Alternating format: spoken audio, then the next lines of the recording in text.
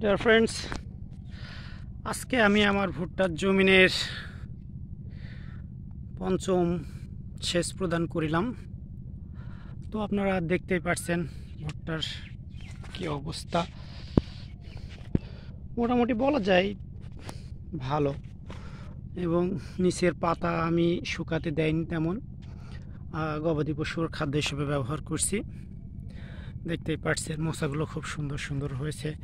তো বুঝতে পারছি না আরেকটা সেচ লাগবে কি না। যদিও ভুট্টা গাছে আমি এবার সার প্রদান করি না, এবং বাদ বাকিটা মনে হচ্ছে নিরোগ অ্যান্ড ভালো।